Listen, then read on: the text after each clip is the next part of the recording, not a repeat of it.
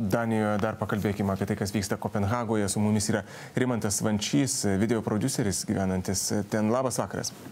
Labas vakaras.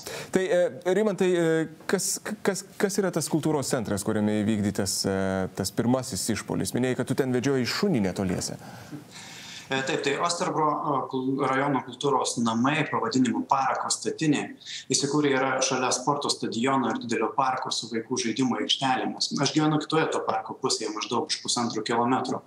Tie kultūros namai, tai vieta paprasčiausiai įvairiems, jie absoliučiai visiems kultūros renginiams vykstantiems Osterbro rajone.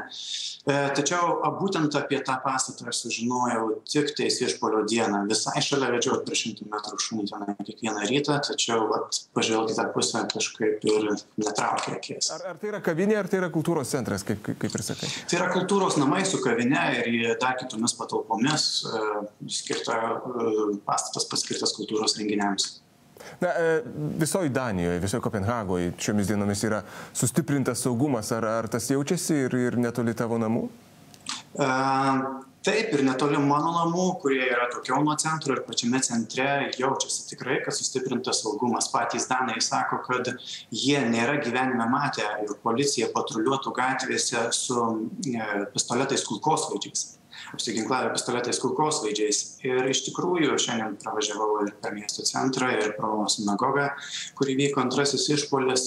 Taip, policija žinoma nestovi ant kiekvieno kampo, tačiau vaikšto po miestą ne viena pora. Šalia manęs įsikūrė yra senjorų namai, kuriuose atrodo gyvena ir kai kurie žydų bendruomenės nariai. Tai bent jau vakar ginkluotas, taip pat pistoletų kulkosvaidžių ginkluotas policininkas visą dieną budėjo prie tų namų, kartais atvažiuodavo patikrinti, kaip viskas yra, autobusiukas pilnas policijos pareigūnų. Iš tikrųjų, tokie autobusiukai, nedideli mikroautobusiukai su policijos pareigūnais jų gan daug važinėja po visą miestą.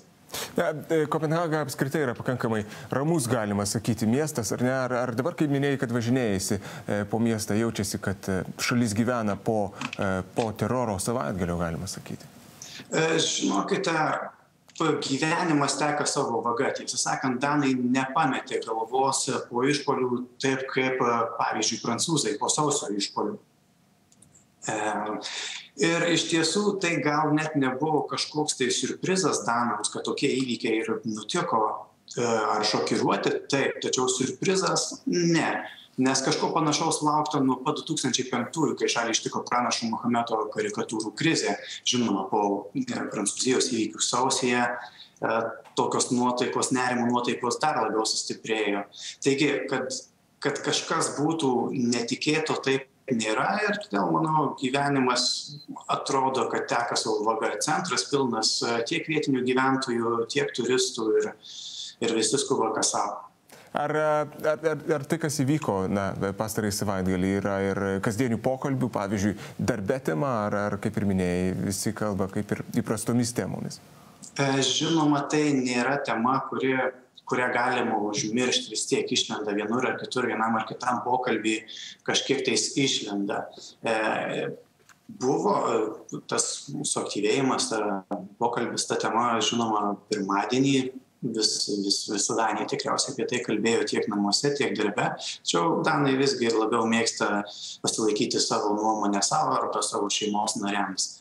Taigi, kad aptarinėtų, eiliniai gyventojai aptarinėtų kiekviename žingsnyje, kas atsitiko savaitgalyje, taip nėra, bet tą padaro žiniasklaida.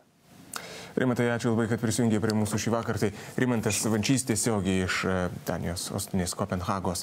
Jis yra video prodiuseris gyvenantis ten.